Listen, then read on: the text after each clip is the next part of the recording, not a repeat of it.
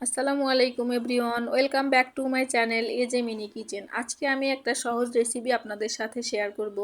সবজি রান্না করব আমি। সবজিটা আসলে সাদা ভাতের সাথে, সাদা পোলাওর সাথে খেতে অসাধারণ লাগে, আবার রুটি বা পরোটার সাথে খেতেও খুব ভালো লাগে। চলুন দেখে নেওয়া যাক সবজি বানানোর রেসিপিটা। প্রথমে আমি কিছু সবজি কিউব করে কেটে নিয়েছি। আলু, গাজর, ফুলকপি এবং মিষ্টি কুমড়া নিয়েছি আমি। খুব ভালোভাবে ধুয়ে পানি ঝরিয়ে নিয়েছি। আমি প্যানে দিয়ে নিচ্ছি এক এক করে আলু, তারপর দিলাম গাজর, ফুলকপি এবং মিষ্টি কুমড়াটা আমি একটু বড় করে কেটে নিয়েছি, যেহেতু মিষ্টি কুমড়াটা গলে যায় এই জন্য। দিয়ে নিলাম পেঁয়াজ কুচি, কাঁচামরিচ ফালি দিলাম আমি, 1 চামচ লবণ দিয়ে নিলাম, 1/2 চামচ হলুদ গুঁড়া, অল্প একটু মরিচ গুঁড়া দিলাম আমি। সবজিতে মরিচ গুঁড়া না দেওয়াই ভালো, তাও অল্প একটু দিলাম। 1/2 চামচ আদা বাটা, 1/2 চামচ রসুন বাটা, 2টা দারুচিনির টুকরো আমি দিলাম, তেজপাতা দিয়ে নিলাম 2টা, 4টা লং আমি দিয়ে নিলাম। লং দেওয়ার ফলে সবজিটা সেন্ট ভালো আসে। 4 টেবিল চামচের মতো আমি সয়াবিন তেল অ্যাড করে নিলাম। এখন আমি চুলাটা অন করে দিলাম, দিয়ে আমি মশলাগুলোর সাথে সবজিটা খুব সুন্দরভাবে নেড়েচেড়ে মিশিয়ে নিব। নেড়েচেড়ে নিচ্ছি আমি। সবজি রান্না করতে কোনো ধরনের পানি অ্যাড করব না। এই সবজিগুলা থেকে যে পানিটা বের হবে এটা দিয়ে আমি সিদ্ধ করে নিব। আর অবশ্যই খেয়াল রাখতে হবে সবজি কেটে ধুয়ে কিন্তু পানি ঝরিয়ে নিতে হবে, না হলে পানি বেশি বের হবে এবং সবজিটা একদম গলে যাবে। আমি একটু ঢাকনা দিয়ে 2 মিনিটের মতো ঢেকে রেখে আবার ঢাকনা খুলে নেড়েচেড়ে নিচ্ছি।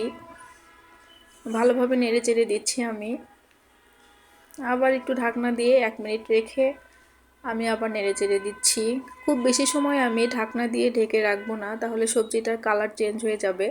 আমি মাঝে মাঝে ঢাকনা দিয়ে ঢেকে 1 মিনিটের মতো রাখবো, তারপর খুলে আবার আমি নেড়েচেড়ে নিব। এইভাবে 4 থেকে 5 বার আমি একটু ঢাকনা দিয়ে দিয়ে ঢাকনা খুলে নেড়েচেড়ে নিব। এভাবে বেশি সময় আমি ঢাকনা দিয়ে ঢাকা দিয়ে রাখবো না। আমি আবার নেড়েচেড়ে নিচ্ছি। আমি একটু চেক করে নিব, এর মধ্যে কিন্তু সবজি অনেকটা সিদ্ধ হয়ে এসেছে, দেখতে পাচ্ছেন। আবার আমি ঢাকনা দিয়ে দিচ্ছি। এখন আমি মটরশুঁটিটা দিয়ে নিলাম। মটরশুঁটিটা পরে দিয়ে নিলাম কারণ আমার মটরশুঁটিটা ভাপানো। আমি চেক করে নিচ্ছি সবজিটা কিন্তু অনেকটা সিদ্ধ হয়ে গেছে।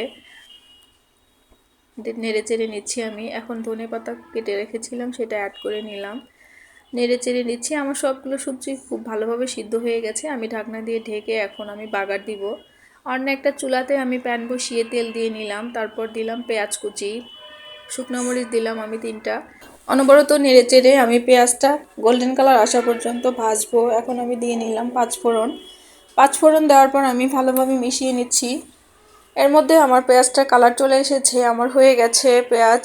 এখন আমি সবজির ভিতর দিয়ে নিচ্ছি, নেড়েচেড়ে নিচ্ছি আমি। নেড়েচেড়ে পেঁয়াজটা মিশিয়ে নিচ্ছি সবজির সাথে। এখন আমি চুলাটা অফ করে দিব। বাগার দেওয়ার ফলে সবজির সেন্টটা কিন্তু অসাধারণ লাগছে। আমার সবজিটা রেডি। এই সহজ রেসিপিটি যদি আপনাদের ভালো লেগে থাকে তাহলে আমার চ্যানেলটি সাবস্ক্রাইব করতে পারেন। আর যারা অলরেডি কাজটা করেছেন তাদেরকে অসংখ্য ধন্যবাদ। আমি এখন পরিবেশন করে নিব সবজিটা। সবজির কালারটা কিন্তু মাশাআল্লাহ খুব সুন্দর লাগছে, আর খেতেও কিন্তু অসাধারণ। আপনারা এইভাবে বাসায় একবার ট্রাই করে দেখতে পারেন কেমন লাগে। যদি ভালো লাগে তাহলে একটা লাইক দিবেন আর শেয়ার করে প্রিয়জনদের দেখার সুযোগ করে দিবেন। এতক্ষণ আমার সাথে থাকার জন্য অসংখ্য ধন্যবাদ। সবাই ভালো থাকবেন, সুস্থ থাকবেন। আল্লাহ হাফেজ।